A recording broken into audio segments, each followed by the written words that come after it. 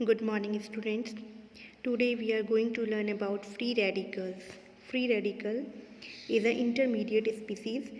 हमने ऑलरेडी ही two species reactive species के बारे में पढ़ लिया. रिएक्टिव इंटरमीडिएट फर्स्ट मैंने आपको बताया था कार्बोकेटाइन और कार्बेनाइन, इसके बारे में हमने स्टडी कर चुके हैं. अब हमारा थर्ड आता है थर्ड जो रिएक्टिव इंटरमीडिएट है दैट इज़ फ्री रेडिकल. अब हम फ्री रेडिकल क्या होते हैं देखिए.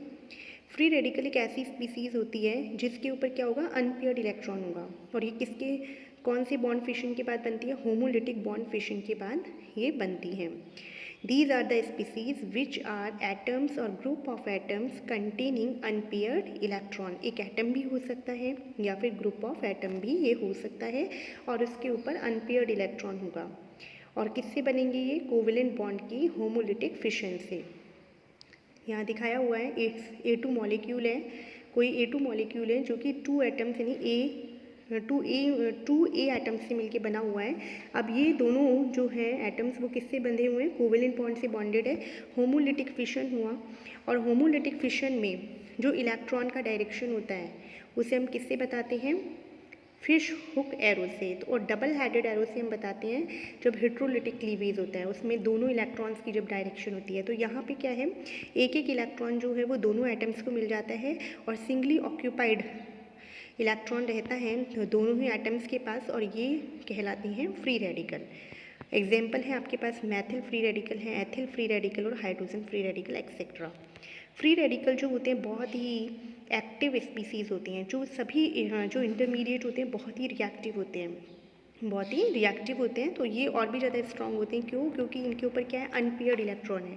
और जो अनपेयर्ड चीज़ होती है उसकी हमेशा टेंडेंसी क्या होती है, पेयर्ड होने की. तो इस वजह से they have stronger tendency to become paired and their nature is paramagnetic. Unpaired electron है तो हम इसका मैग्नेटिक बिहेवियर कैसा हो जाएगा, पैरामैग्नेटिक बिहेवियर हो जाएगा. और ये स्ट्रांगली रिएक्टिव होते हैं. अब हम देख लेते हैं इसकी स्ट्रक्चर को. तो स्ट्रक्चर को जानने के लिए सबसे पहले आपको पता होना चाहिए कि इसके अंदर हाइब्रिडाइजेशन कौन सा है. तो इसके अंदर हाइब्रिडाइजेशन होता है sp2 हाइब्रिडाइजेशन. और sp2 हाइब्रिडाइजेशन है तो ज्योमेट्री कैसी हो जाती है इसकी, ट्रायंगुलर प्लेनर. ये यहाँ पे इसकी ज्योमेट्री दिखाई हुई है. अब हम देख लेते हैं classification of free radicals. Free radicals को हमने क्लासिफाइड किया हुआ है तीन टाइप से. एक प्राइमरी फ्री रेडिकल होते हैं, एक सेकेंडरी फ्री रेडिकल होते हैं और एक होते हैं टर्शरी फ्री रेडिकल.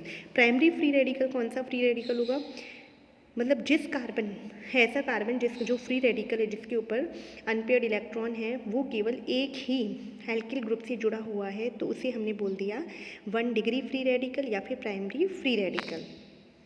देखिए यहाँ, या फिर आप इसे दूसरी तरह से भी एग्जाम्पल बता सकते हो. सपोज CH3 जो है मैथिल फ्री रेडिकल जो होता है उसे हम बोलते हैं 0 डिग्री है ये, क्योंकि इसमें कार्बन जो है वो तीनों तरफ से किससे बॉन्डेड है, हाइड्रोजन से बॉन्डेड है. अब सपोज इसके अंदर एक हाइड्रोजन एक एल्किल ग्रुप से रिप्लेस हो जाता है तो हम क्या बोलेंगे कि इस कार्बन के अंदर एक हाइड्रोजन एक एल्किल ग्रुप से रिप्लेस्ड है, तो इसे हमने बोल दिया 1 degree free radical. 2 degree free radical को आप क्या बोलोगे, देखो ये एग्जाम्पल जो है हमारे पास 1 डिग्री रेडिकल के हैं. जो रेडिकल होगा आपको इसको ये देखना है कि 2 हाइड्रोजन इसके पास होने चाहिए. ऐसा कार्बन चैन कितनी भी लंबी हो सकती है. मैथिल फ्री रेडिकल जैसे हमारा जो है एज अ रेफरेंस हमने चूज़ किया है, अब जिसे हमने 0 डिग्री माना है. और इसके बाद मैथिल के बाद एथिल जो फ्री रेडिकल है, प्रोपिल फ्री रेडिकल है, ये सब कितनी भी बड़ी चैन हो सकती है इसकी प्राइमरी फ्री रेडिकल की. लेकिन आपको ये ध्यान रखना है जिस कार्बन के ऊपर फ्री रेडिकल है उसके पास 2 हाइड्रोजन होना चाहिए. एल्किल ग्रुप जो है वो कोई भी हो सकता है, एल्किल ग्रुप जो है वो किसी भी तरह का हो सकता है, लेकिन इनमें कौन सी सिमिलरिटी होगी, जैसे आप पहचानोगे कि उसके पास 2 हाइड्रोजन होने चाहिए. जो हम फ्री रेडिकल देख रहे हैं उस कार्बन के ऊपर क्या होनी चाहिए, 2 हाइड्रोजन उसके ऊपर अटैच होने चाहिए. देखो दोनों केसेस में देखो, फर्स्ट केस आपका एथिल फ्री रेडिकल है और जो दूसरा यहाँ पे एग्जांपल दिखाया हुआ है वो है अपना प्रोपिल फ्री रेडिकल. लेकिन इन दोनों में सिमिलरिटी क्या है, एल्किल ग्रुप दोनों में ही क्या है, डिफरेंट है, लेकिन हाइड्रोजन दोनों में ही 2-2 हाइड्रोजन बॉन्डेड है इस कार्बन से. अब हम देखते हैं secondary free radical. Secondary free radical को आप इस तरह से बोल सकते हो कि अगर CH3 ग्रुप जो है उसके 2 हाइड्रोजन 2 एल्किल ग्रुप के द्वारा रिप्लेस हो गए हैं तो उसे हम बोल देंगे secondary free radical. When 2 hydrogen atom of methyl group is replaced by another 2 alkyl group then it is termed as secondary free radical. ये आपका एग्जांपल दिखाया हुआ सेकेंडरी फ्री रेडिकल का. देखिए यहाँ पे कार्बन जो है उससे 2 एल्किल ग्रुप अटैच है और अगर आप हाइड्रोजन देखोगे तो अब यहाँ पे केवल एक ही हाइड्रोजन होगी. अब आता है हमारे पास tertiary free radical. When 3 hydrogen of methyl group is replaced by another alkyl group then it is called as tertiary free radical या फिर 3 डिग्री फ्री रेडिकल। हम यहाँ पे इस कार्बन के ऊपर एक भी हाइड्रोजन नहीं होंगी, तीनों ही तीनों क्या होंगे, एल्किल ग्रुप हो जाएंगे। तो अब हमने क्या देख लिया, फ्री रेडिकल क्या होते हैं इसके बारे में देखा, फ्री रेडिकल का क्लासिफिकेशन भी देख लिया। अब हम देख लेते हैं इसकी स्टेबिलिटी को। तो relative stability of free radical is explain with the help of hyper conjugation effect. किससे हम बताएंगे, इसकी हाइपर कॉन्जुगेशन इफेक्ट से बताएंगे। हाइपर कॉन्जुगेशन आपको बताया ही था। इसमें क्या होता है, डीलोकेलाइजेशन ऑफ सिग्मा इलेक्ट्रॉन्स होते हैं, सिग्मा इलेक्ट्रॉन्स का डीलोकेलाइजेशन होता है। तो आपको इसमें यही देखना है कि जो आपका फ्री रेडिकल और किससे होगा, या तो मतलब पाई बॉन्डेड सिस्टम से हो सकता है या फिर अनहाइब्रिडाइज्ड पी ऑर्बिटल्स से हो सकता है। तो अब आपको यहाँ यही देखना है कि जो आपके पास कार्बन है, जिस कार्बन को, जो कार्बन फ्री रेडिकल है उसके ऊपर क्या है, एक sp2 हाइब्रिडाइजेशन है। तो यानी उसके पास एक pz जो ऑर्बिटल है वो अनहाइब्रिडाइज्ड और वो सिंगली ऑक्यूपाइड है, एक ही इलेक्ट्रॉन है उसके ऊपर, ठीक है। अब उसके पास जो एडजेसेंट यानी अल्फा जो कार्बन होगा उसका जो CH बॉन्ड होगा उसके सिग्मा इलेक्ट्रॉन्स का डीलोकेलाइजेशन होगा किससे, p ऑर्बिटल से, अनहाइब्रिडाइज्ड p ऑर्बिटल के साथ। तो अब आपको यही देखना है कि फ्री रेडिकल वाले कार्बन के पास जितने ज़्यादा फ्री रेडिकल के पास वाला carbon, it's mean alpha carbon पे जितनी ज़्यादा हाइड्रोजन होते हैं उतना ही ज़्यादा उसकी हाइपर कॉन्जुगेटिव फॉर्म बनेगी। तो इस बेसिस पे आप क्या देखोगे कि जो टर्शरी ग्रुप होता है, जितनी मतलब एल्किल ग्रुप चैन जितनी ज़्यादा लगी हुई रहेगी उतनी ही ज़्यादा एल्किल चैन पे क्या होंगे, हाइड्रोजन होंगे। तो उसी तरह से आपका जो टर्शरी एल्किल रेडिकल होगा, वो एल्किल फ्री रेडिकल होगा, वो सबसे ज़्यादा स्टेबल होगा क्योंकि उसमें उस कार्बन से 3 CH3 ग्रुप अटैच रहेंगे, और फिर सेकेंडरी होगा और फिर जाके प्राइमरी होगा। तो ये हो गया इसकी स्टेबिलिटी ऑर्डर जो हमने बताया है हाइपर कॉन्जुगेशन से। ये मैंने आपको डिटेल में, जब मैंने आपको हाइपर कॉन्जुगेशन पढ़ाया था उस टाइम पे भी बताया था। अब हम देख लेते हैं कार्बीन। कार्बीन्स जो है वो हमारा एक और रिएक्टिव इंटरमीडिएट है। क्या होता है कार्बीन, कार्बीन जो होता है वो न्यूट्रल होते हैं। न्यूट्रल मीन्स इसके ऊपर कोई चार्ज नहीं होगा। डाई वैलेंट स्पीसीज होती है, यानी कार्बन जो होता है वो, उसकी वैलेंसी कितनी होगी, यहाँ पे 2 वैलेंसी होंगी, और हाईली रिएक्टिव इंटरमीडिएट होता है। और कार्बन स्पीसीज होती है, it is defined as a neutral reactive divalent species, और इसके पास केवल 6 ही इलेक्ट्रॉन्स होते हैं इसके आउटर मोस्ट शेल में, और इसे हम बोलते हैं कार्बीन। क्या होगी कार्बीन, आउटर मोस्ट शेल में 6 इलेक्ट्रॉन्स हैं, यानी कि वो लीविस एसिड की तरह बिहेव करेगी। न्यूट्रल है, इट्स मीन कोई चार्ज नहीं होगा, और डाई वैलेंट होगी, यानी कि केवल 2 ही वैलेंसी होगी, 2 ही हाइड्रोजन से या फिर 2 ही किसी भी 2 ग्रुप से, 2 एल्किल ग्रुप से या फिर कोई भी 2 ग्रुप से ये जुड़ी हुई रहेगी, और 2 इसके ऊपर क्या है, इलेक्ट्रॉन्स इस तरह से फ्री है, यानी जो बॉन्डेड नहीं है। ये कार्बीन्स बहुत ही ज़्यादा रिएक्टिव होंगी, क्यों, क्योंकि इनके पास 6 इलेक्ट्रॉन्स है, और इसकी टेंडेंसी क्या होगी, अपना ऑक्टेट कंप्लीट करने की। अब हम देख लेते हैं method of preparation of carbene. ये बहुत इंपॉर्टेंट है, method of preparation of carbene. सबसे पहला आता है हमारे पास फ्रॉम डाई एजोमीथेन। डाई एजोमीथेन से हम कैसे बना सकते हैं, अगर हम डाई एजोमीथेन पे लाइट HNu की एक्शन कराते हैं तो हम क्या देखते हैं, इसका डीकम्पोजिशन हो जाता है, और डीकम्पोजिशन होकर नाइट्रोजन गैस अलग निकल जाती है और कार्बीन का फॉर्मेशन हो जाता है। तो डाईएजोमीथेन से हमने बनाया, इसके ऊपर किससे बनाया, diazomethane on decomposition under the action of light gives carbene. Second है इसकी फ्रॉम क्लोरोफॉर्म। क्लोरोफॉर्म से कैसे बनेगा, क्लोरोफॉर्म क्या होता है, CHCl3 is the formula of chloroform. अब इस क्लोरोफॉर्म की रिएक्शन अगर हम सोडियम इथॉक्साइड बेस से करा देते हैं तो डाई क्लोरोकार्बीन का फॉर्मेशन हो जाता है। देखिए यहाँ पे CHCl3 हमने लिया है, सोडियम इथॉक्साइड हमने ले लिया है, तो यहाँ से एक Cl यहाँ से अलग हो गया, NaCl के रूप में अलग हो गया, यानी कि Cl नेगेटिव जो है, पहले स्टेप में क्या होगा कि यहाँ से जो क्लोरीन एटम है वो इलेक्ट्रॉन अपना लेके Cl नेगेटिव के रूप में यहाँ से निकल जाएगा, तो हमारा कार्बन जो है उसके ऊपर पॉजिटिव चार्ज आ गया, अपने कार्बन के ऊपर। अब यहाँ से क्या होता है कि ये जो हाइड्रोजन से बॉन्डेड है जो इसमें, तो यहाँ से बॉन्ड की इलेक्ट्रॉन इसने ले लिया और प्रोटॉन यहाँ से रिलीज़ हो जाएगा H+। तो अब हमारे पास कार्बन का फॉर्मेशन हो गया है। तो ये क्या है, कार्बन है। यहाँ पे देखो बच्चों थोड़ा गलत दिखाया हुआ है, ये फॉर्मूले पे आपको देखना है। H+ तो यहाँ से निकल गया है, तो दूसरा एक डाइक्लोरोकार्बन है, CCl2 है, तो यहाँ पे H की जगह क्या आएगा, Cl ही आएगा। अब थर्ड स्टेप में क्या होता है, जो हमारे पास इथॉक्साइड बेस था वो फिर से H+ से रिएक्ट करके C2H5OH बना लेता है। रिलीज़ क्या हो जाता है, C2H5OH यहाँ पे रिलीज़ हो जाता है।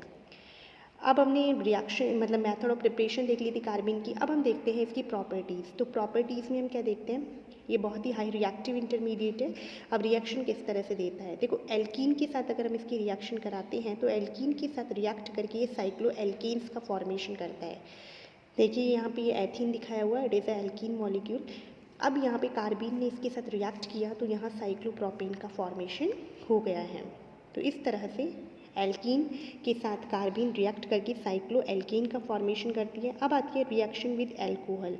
एल्कोहल के साथ अगर ये रिएक्शन करेगी तो एक एडिशन प्रोडक्ट बना के यानी ईथर का फॉर्मेशन हो जाता है। देखिए ROH + CH2 ये कार्बन हमने यहाँ ली है, तो यहाँ से क्या हो जाएगी, ROCH3 बन गया है और यहाँ पे CH3OCH3 यानी ईथर का फॉर्मेशन हो गया है। अब एक होती है इंसर्शन रिएक्शन। इंसर्शन रिएक्शन का मतलब क्या होता है, किसी भी बीच में इंसर्ट हो जाना, बीच में इंसर्ट हो जाना को बोलते हैं इंसर्शन रिएक्शन। तो in this reaction carbon react with those functional group which are bivalent and form both sides they are link with another group undergoes insertion reaction with carbon.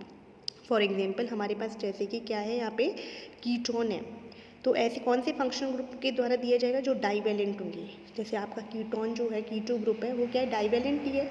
दोनों तरफ से ये C डबल बॉन्ड O हम करके दिखाते हैं, तो इनकी कार्बन की 2 वैलेंसी तो ऑक्सीजन से हो रही है सैचुरेट, अब 2 बची है, तो ये डाइवेलेंट हो गया आपका फंक्शनल ग्रुप। अब यहाँ पे कार्बन जो है वो इंसर्ट हो सकती है, दोनों ही तरफ से कहीं पर भी हो सकती है। तो इस तरह से ये देखा आपने, इंसर्शन हो गया। इंसर्शन होकर क्या बना लेते हैं, हायर मेंबर्स बन जाती है, हायर होमोलॉगस सीरीज बन जाती है, हायर मेंबर ऑफ कीटोन यहाँ बन गए हैं। इस तरह से दिखाया हुआ है आपको। अब आती है रिएक्शन विद एल्केन्स। एल्केन्स के साथ रिएक्शन करके भी कार्बन क्या करती है, higher number of alkane series बनाती है, यानी यहाँ पे भी इंसर्शन टेक्स प्लेस हो रहा है। कैसे, जैसे हाइड्रोजन जो CH बॉन्ड है यहाँ पे, वहाँ से ये CH2 यहाँ मिल जाएगा और CH3 बन जाएगा, तो हायर एल्केन आपका पास यहाँ पे फॉर्मेशन हो जाता है। अब हमने क्या देखा, कार्बन के बारे में जान लिया हमने, इंट्रोडक्शन ऑफ कार्बन देखा, इसकी आपने मेथड ऑफ प्रिपरेशन देखी और इसकी रिएक्शंस भी आपने देख लिया। अब आप देखते हैं इसका क्लासिफिकेशन हम देखते हैं। Carbons are classified in 2 classes by name, these are, एक तो होती है सिंगलेट कार्बन और एक होती है ट्रिपलेट कार्बन। तो सिंगलेट कार्बन क्या होती है, सिंगलेट कार्बन का मीन ये होता है कि इसके अंदर जो दोनों इलेक्ट्रॉन जो है वो केवल एक ही ऑर्बिटल में होंगे, केवल एक ही ऑर्बिटल में होते हैं। तो in this type of carbon sp2 hybridization is observed. और हाइब्रिडाइजेशन कौन सा होता है, sp2 होता है, क्योंकि केवल एक ही वैकेंट p ऑर्बिटल है यहाँ पे। जो दूसरा p ऑर्बिटल है यहाँ पे, उसने तो मतलब क्या कर लिया है, उसमें तो दोनों ही इलेक्ट्रॉन्स इसमें आ गए हैं, और जो वैकेंट p ऑर्बिटल है जो अनहाइब्रिडाइज्ड है वो वैकेंट रह जाता है। In this type of carbon sp2 hybridization is observed and the unshared pair of electron is present in 1 p orbital, एक ही p ऑर्बिटल में होते हैं। और इसकी मल्टीप्लिसिटी अगर हम देखते हैं, s इज इक्वल टू क्या होता है, n/2 होता है, s is equal to 1/2n दिखाया है यहाँ पे। इसकी मल्टीप्लिसिटी क्या हो जाएगी, मल्टीप्लिसिटी अब आप कैसे निकालेंगे, यहाँ देखिए, मल्टीप्लिसिटी, स्पिन मल्टीप्लिसिटी निकालने का फॉर्मूला होता है 2s + 1। अगर आपको स्पिन मल्टीप्लिसिटी निकालनी है तो इसका फॉर्मूला होता है 2s + 1। और s बराबर क्या होता है, s बराबर क्या होता है, s बराबर होता है, मतलब एक s क्या होती है, स्मॉल s जो होती है वो होती है n/2। Small s is equal to क्या होता है, n/2। और इसका अनपेयर्ड इलेक्ट्रॉन्स जो होते हैं, देखिए यहाँ से स्पिन मल्टीप्लिसिटी का फॉर्मूला है 2s + 1, देखिए, और s की वैल्यू क्या होती है, s बराबर होती है 1/2 × n। और n क्या है यहाँ पे, n है नंबर ऑफ अनपेयर्ड इलेक्ट्रॉन। अब आप देखिए यहाँ पे सिंगलेट कार्बन के अंदर एक भी अनपेयर्ड इलेक्ट्रॉन नहीं है, ये जो दोनों इलेक्ट्रॉन एक ही ऑर्बिटल में है वो तो क्या हो जाएंगे, पेयर्ड हो जाएंगे, तो अनपेयर्ड इलेक्ट्रॉन का नंबर हो जाएगा यहाँ पे 0। तो अब हम फॉर्मूले में पुट करते हैं s = 1/2 × 0, n की जगह 0, तो इसकी वैल्यू क्या जाती है 0। तो 2 इंटू 0 प्लस 1 किया आपने 1, यानी कि स्पिन मल्टीप्लिसिटी हो जाती है सिंगलेट जो कार्बिन। इसे सिंगलेट ही क्यों बोला, इसे सिंगलेट इसीलिए बोला है क्योंकि इसकी स्पिन मल्टीप्लिसिटी क्या आती है 1 आती है, तो इसलिए हमने इसे बोल दिया सिंगलेट कार्बिन। दूसरा कार्बिन जो है इसे ट्रिपलेट क्यों बोला है, क्योंकि इसकी स्पिन मल्टीप्लिसिटी अब देखना आप 3 आएगी। कैसे आएगी, इस वाले कार्बिन के अंदर क्या होते हैं, अनशेयर्ड पेयर ऑफ इलेक्ट्रॉन जो होते हैं वो 2 अनहाइब्रिडाइज्ड पी ऑर्बिटल के अंदर होते हैं। तो इट्स मीन इसके अंदर हाइब्रिडाइजेशन कौन सा होता है, sp हाइब्रिडाइजेशन होता है और लीनियर ज्योमेट्री होती है। अब आप यहाँ पे स्पिन मल्टीप्लिसिटी निकालते हैं 2s + 1 से, तो s बराबर क्या हो जाती है हाफ इंटू एन, एन बराबर नंबर ऑफ अनपेयर्ड इलेक्ट्रॉन यहाँ पे 2 है, तो हाफ इंटू 2 अगर आपने किया है तो s की वैल्यू हो जाती है 1। तो अब आप फॉर्मूले में पुटअप करते हैं 2 इंटू 1 + 1, तो अब आपका स्पिन मल्टीप्लिसिटी हो जाता है 3। तो इसकी स्पिन मल्टीप्लिसिटी 3 आने की वजह से ही हमने इसे क्या बोलता है ट्रिपलेट कार्बिन। अब ये क्या कहलाती है, ट्रिपलेट कार्बिन कहलाती है। अब हमारे पास आता है stability of singlet and triplet carbene. अगर हम दोनों ही कार्बिन्स में देखते हैं तो हम क्या देखते हैं कि जो ट्रिपलेट कार्बिन होता है वो ज़्यादा स्टेबल होता है। क्यों, क्योंकि ट्रिपलेट कार्बिन के अंदर दोनों ही इलेक्ट्रॉन्स जो होते हैं वो 2 अलग अलग ऑर्बिटल्स में, जिसकी वजह से उनके अंदर रिपल्शन इतना नहीं होता है। और सिंगलेट कार्बिन में दोनों ही इलेक्ट्रॉन्स जो होते हैं वो एक ही ऑर्बिटल में होते हैं, जिससे उनके बीच में रिपल्शन ज़्यादा होता है। तो इस वजह से triplet carbene is more stable than singlet carbene. तो बच्चों आज हमने फ्री रेडिकल्स के बारे में पढ़ा है और कार्बिन्स के बारे में पढ़ा है। आई होप आपको ये लेक्चर समझ आया होगा। नेक्स्ट लेक्चर में हम इसका नेक्स्ट पार्ट डिस्कस करेंगे। तब तक thanks, be safe at your home.